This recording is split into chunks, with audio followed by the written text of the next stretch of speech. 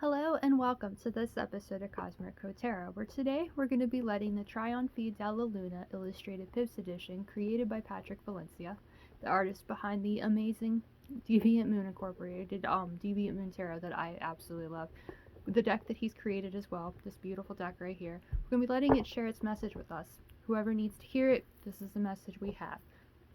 Cards have not been shuffled yet, and you know the way I've been doing it lately on my socials and stuff is choose the card at the top of the deck and the card at the bottom of the deck, and that's the ones that share the message, because those are the most random ones I can possibly think of. You know, we can choose the cards out of the middle and everything, the cards that intuitively call to us, but I really love the fact that this is what the guides want us to know.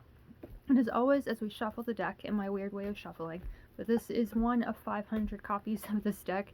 It's rather rare, and you know the cards are slightly flimsy. I don't want them to bow, I don't want them to bend, so this is how I shuffle. And it gives us time to really think about what we want to know, think about the answers that we are seeking, and you know, give the cards an opportunity to thank them and appreciate the fact that they're sharing their message with us. And that's how I always shuffle my cards, and I always say for our daily readings and everything. As always, I want to thank the cards, our guides, for giving me a voice to share with the world, because I would not have one without them. I never know what to say, I never know what to share, and this gives me like a talking point. That's another thing that's so great about the tarot. So whatever cards want to come up from the bottom of the deck, or share from the bottom of the deck, and share from the top of the deck, that is what we're looking for, and we greatly appreciate whatever that might be. I'm going to give them a little bit more of a shuffle, you know, so we can get as much randomness as we possibly can. If I can do this, yeah. Okay, there we go. We have the cards shuffled. We're just going to simply take this one and this one, and then we have our messages.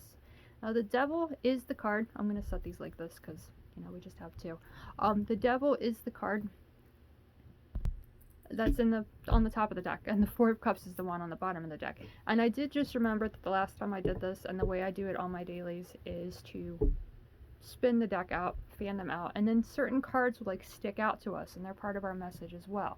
And that's what I want to do. My little lace tablecloth wants to move with it. But there, we have a nice little mess of cards, and we'll stick the Devil right there and the Four of Cups right here, and you can very much see that that Page of Swords is the one that's really sticking out there. You can see it right there. So we're going to set him like that because he's slicing into the cards right here. We're slicing into that boredom. We're going to talk about the Devil right here first, though, and I need you to know that the Devil is most likely going to come up in this deck as readings and stuff, and that's not necessarily a bad thing. But if I remember correctly, there's either 6 or 7 different illustrations of the Devil in this deck. So, you know, that's more than any other card, so it's more likely to come up. But it's a very interesting card, the illustration here. They look angry, they look upset, and they're focused on the future. But the Devil card is often seen as one of being trapped by those vices and addictions that make life easier. So instead of being able to actually walk forward and move forward in one's life, they are so focused on this, all these addictions and vices.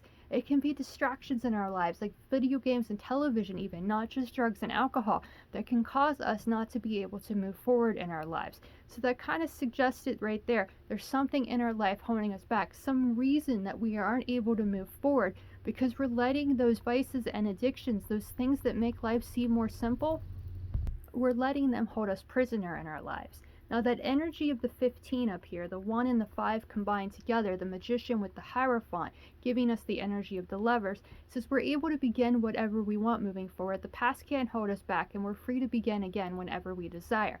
When we trust our own ability to change our lives for the better and transform them into the lives we truly want to live.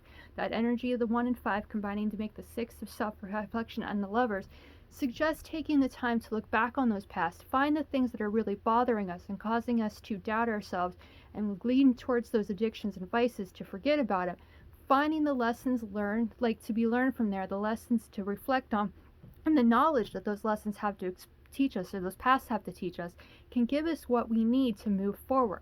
Clearly, the character is looking forward, but he doesn't see the way forward, and that leads us to the Four of Cups that we see in the next position. That was the card on the bottom of the deck. Now, as we can tell from this illustration, This is the boredom card of the tarot. It doesn't matter that this angel is behind the character holding this glass of potential, this emotional fulfillment that is possible, because the character feels so down on his luck and so uninterested in all that life has to offer that he doesn't even see the potential that still remains. So this gives me the idea that those vices and addictions, those distractions that we have found in our lives are so strong that it might be easier said than done to leave them behind and move forward with confidence. Now this is the 4 of the suit of emotional happiness and fulfillment, so it does relate to the Emperor of the Major Arcana and a strong foundation. So it does show that energy of, what I always like about the 4 of Cups is in order to feel bored, we have to feel comfortable and safe. Otherwise, we're not going to be able to sit there and feel sorry for ourselves because there's not enough time to do it. So if the past has caused us to just want to remain focused on the distractions, wanting to get so drunk at night or so high or just messed up in the head that you don't have to think anymore, that might be the reason why we are unable to move forward and not see the potential that still remains.